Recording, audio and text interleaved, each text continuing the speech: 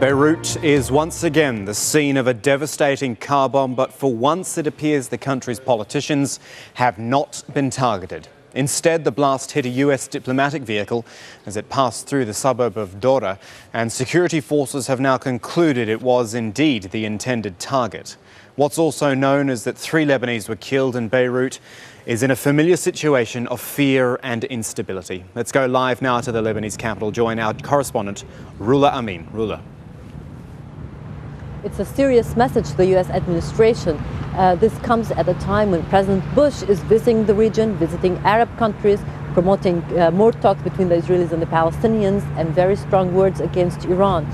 Now, this message comes today for the first time in the past 3 years, despite all the political turmoil, despite all the verbal attacks and the accusations to the U.S. administration of trying to undermine the process of reconciliation here, of trying to plot against Hezbollah, all these verbal attacks. This is the first time that an attack takes place against a U.S. target. Very significant, a very serious security breach.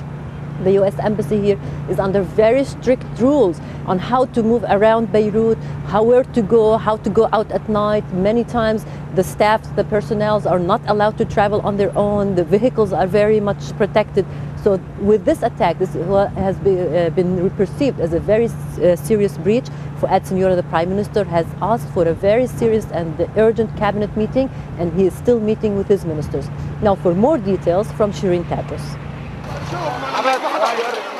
A scene of utter destruction in the northern suburbs of Beirut. For the first time in a string of assassinations and bombings in Lebanon, a US vehicle seems to be the target. The US Embassy confirming one of their diplomatic cars were amongst those hit. The 2 occupants of that vehicle, Lebanese nationals who work for the embassy, were safe. One sustained some slight injuries, treated.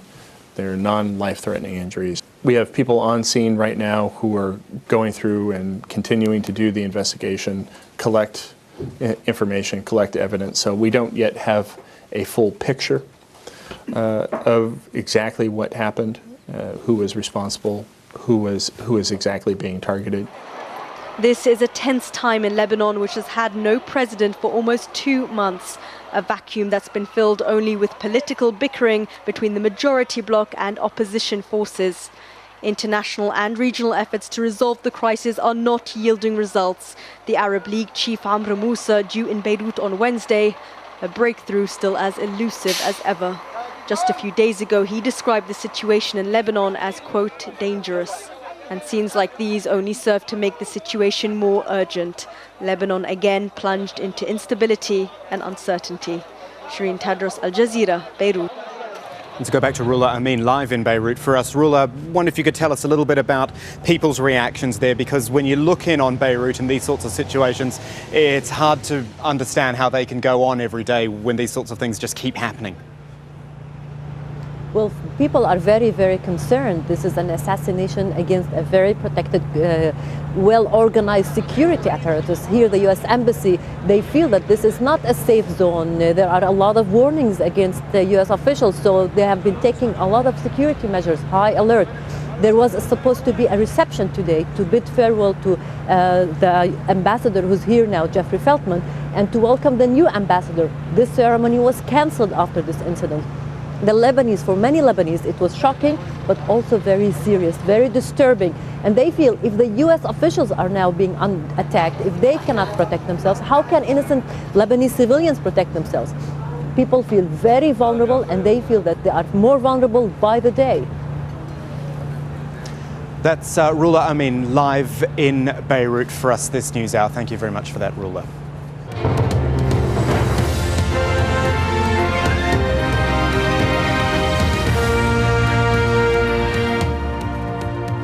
Now, in other news, Gaza is reeling from Israel's deadliest attack on the territory for nearly a year. 17 people were killed by troop, tank and aircraft fire, apparently aimed at preempting the firing of more rockets from Gaza into Israel. It means at least 46 Palestinians have died in Israeli attacks this year, which we must remember is only 15 days old and has led President Mahmoud Abbas to label the attack a massacre. Live now to Gaza City and our correspondent, Jackie Rowland. Jackie. Yes, Kamal, another evening in Gaza where people are really looking back on a day where there has been a huge cost in terms of human life. The death toll at the moment standing at 17 Palestinians killed in that Israeli raid on a neighbourhood to the east of Gaza City. Most of those killed were apparently members of Hamas's military wing, but there were at least 3 civilians among the dead as well. Let's take a look at the events of today. Her hands stained with her brother's blood. A young woman grieves another life taken by the Israelis. In a city where violent death is commonplace, this day has been particularly bloody. People gathered outside the main hospital in Gaza City. It was a grim pilgrimage. For these families, Israel has the blood of Gaza on its hands. Among them, the son of a prominent Hamas leader, Mahmoud Azahar. Today they are killing our children. Tomorrow they will kill their own children. Today they are destroying our homes. Tomorrow they will destroy their own homes. The incursion started at first light. Israeli troops that had massed on the border overnight stormed in, supported by tanks on the ground and helicopters in the air. Hunting alleged militants, they destroyed several homes and even a school. Those who witnessed the onslaught were visibly shaken. They bombed the town randomly.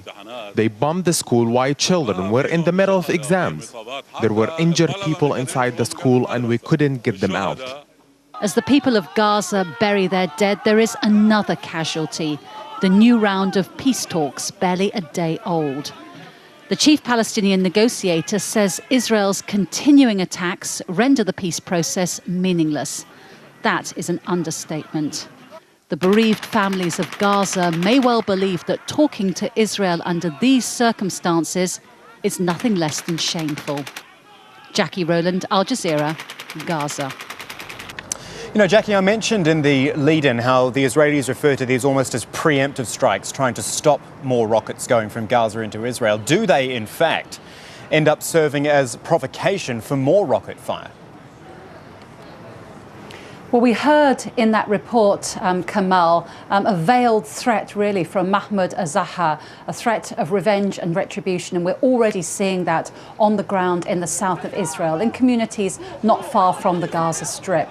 Basically, the Israeli army has been giving us a tally of how many mortars, how many rockets have been fired into Israel today. About 25 mortars, we're told, about 10 rockets. Notably, one of those rockets actually reached the southern city of Ashkelon, which will be a subject of great concern for the Israelis because obviously a big population centre there and also the location of a big power plant. About 6 Israelis, we understand, are wounded, lightly wounded at that, compared to the big death toll and big casualty figures here in Gaza. But I think that this is very much a taste of what Israel may have to come as Hamas fighters and fighters from other factions as well step up their fight, their action in retribution for what Israel has done in Gaza today. Jackie, of course, during the Annapolis process, you were there in Gaza talking to people in Gaza who had very low expectations of what it could achieve. I guess this is maybe the proof for them that Annapolis was never going to change life for them. Well, I think certainly Hamas leaders feel vindicated in the kind of predictions they made. They were very scathing about the whole Annapolis process and actually condemned the Palestinian team for going along and giving a veneer of respectability to talks, which they felt were just simply a ruse to try to get Israel better access to other Arab nations. Certainly people here were feeling that Annapolis didn't have any meaning for them today. And as I just mentioned in that report, I think now after the events of today and the heavy cost in terms of human life, people will really be thinking very grimly and really rather disapprovingly of their leaders who are still engaging in discussions with Israel against this kind of a backdrop. Always good to talk to you, Jackie. Jackie Rowland for us live in Gaza City.